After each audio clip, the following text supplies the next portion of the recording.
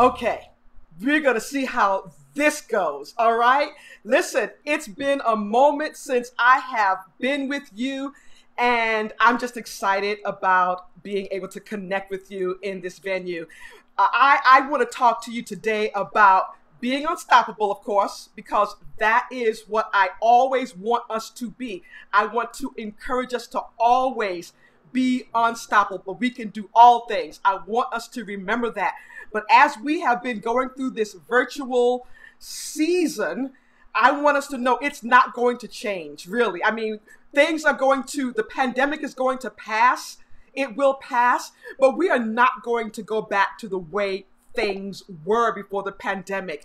There will always be virtual communication, virtual presentations, virtual interviews.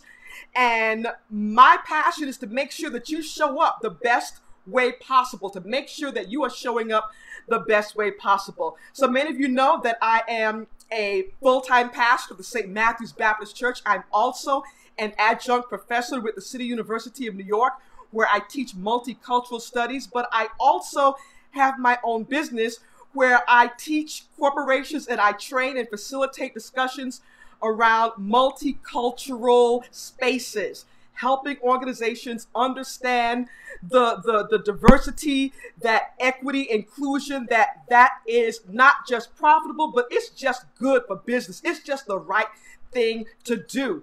And so before the pandemic, I was beginning to work with corporations face to face, in person. But since the pandemic, I've been able to broaden my horizon, and I have clients not just across the country, but across the world as far as diversity, equity, inclusion, and unconscious bias. And so what I've been told, some people say, you need to just work on some tips, help us out with this whole virtual thing. Because again, my good people, it is not going to go exactly like it was once this pandemic is completely over. There will always be virtual presentations, virtual connections, virtual meetings.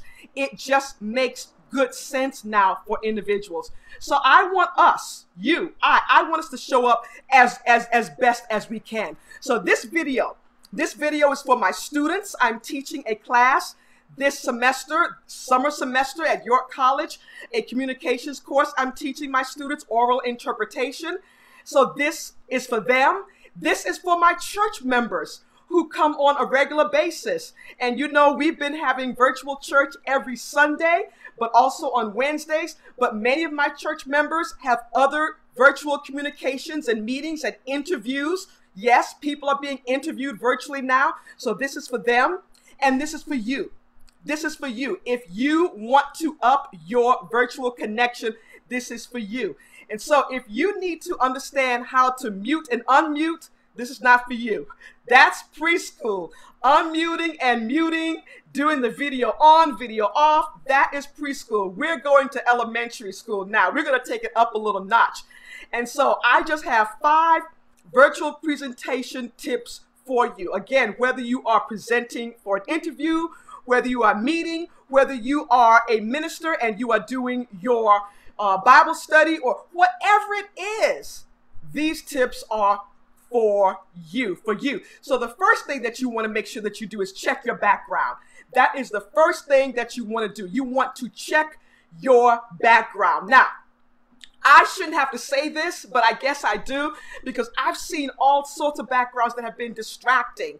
Believe it or not, there have been individuals who go on Zoom and they're in their bedrooms.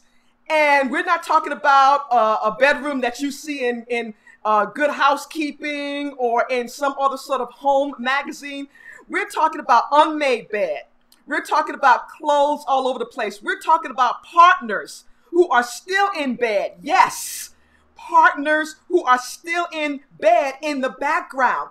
You don't want that in your background. If you are using Zoom, there's no excuse, because Zoom gives you a number of different backgrounds to choose from, and you can upload your own backgrounds as well. And you can also blur the background.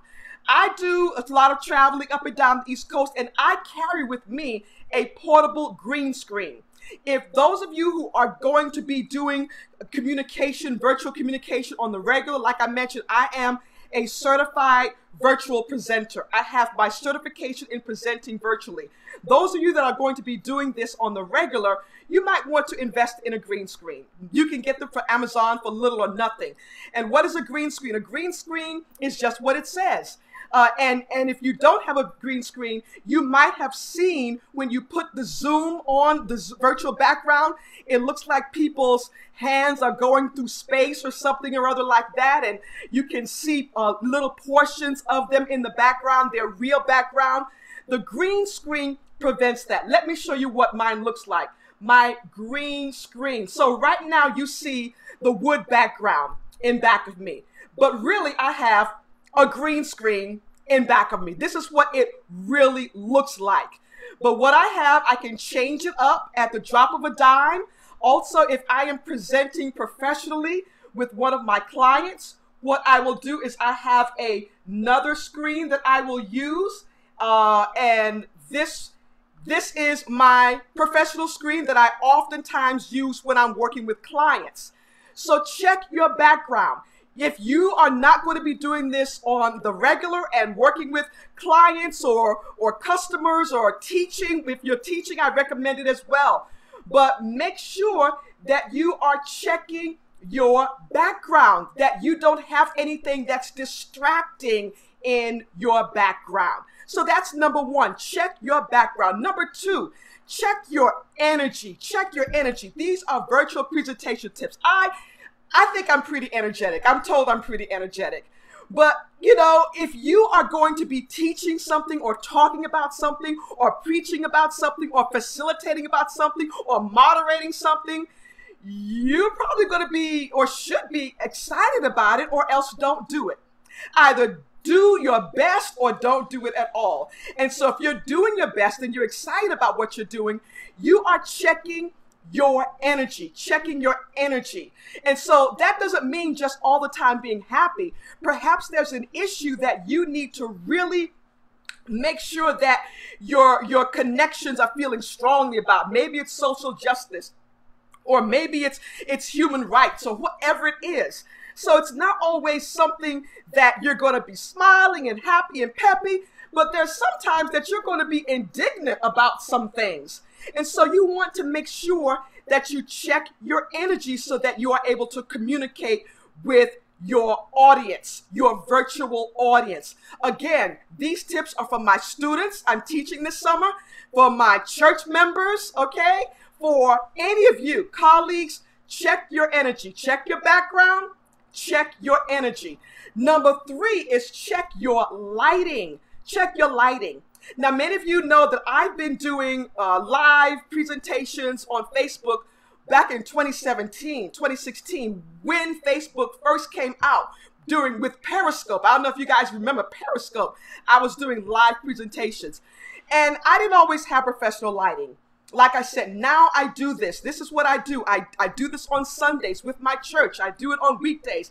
I do this with my corporate clients when I'm doing diversity, equity, inclusion, with my clients who are across the country or on the other side of the world. So I have my green screen behind me, like I mentioned earlier. I have my lighting, which is portable. It folds up. It fits into a little bag like this. But I did not always have professional lighting. What I had to do before was I had to make sure that I got in front of a window and that the light hit me square on.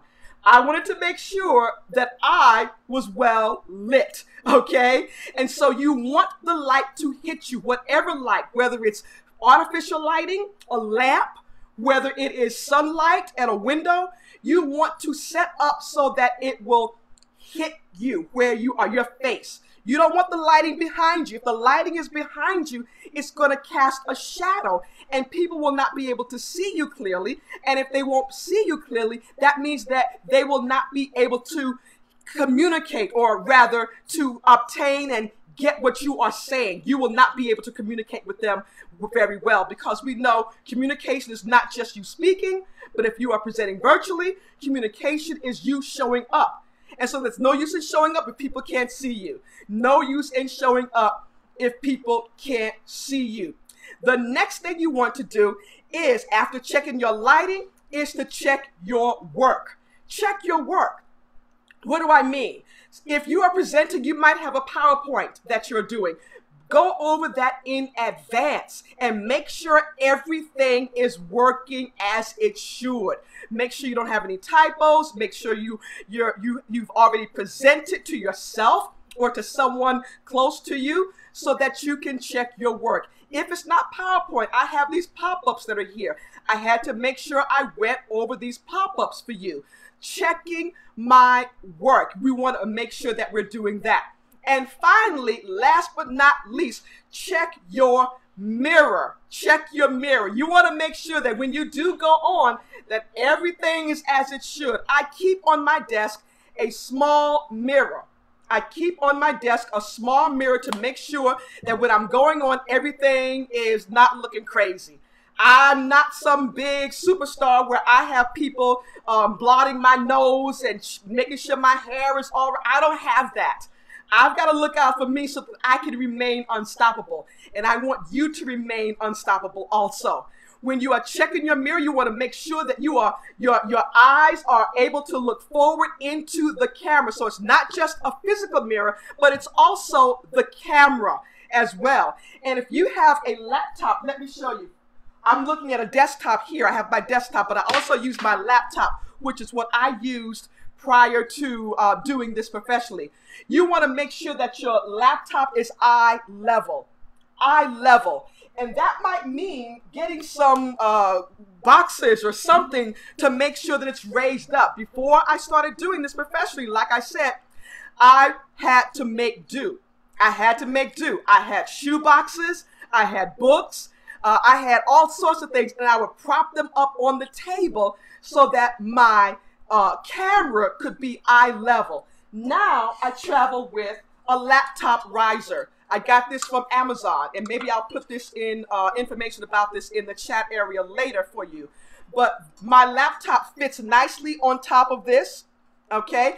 And it rises up to whatever level. So if I am at a hotel or if I'm visiting or wherever I am, and if the desk is not the height that I need the desk to be, I can just pull out my laptop riser and I put my laptop in it like so, and I just move it up, okay? We get a little bit of that green background that I told you about that's in here because of the shininess of the laptop.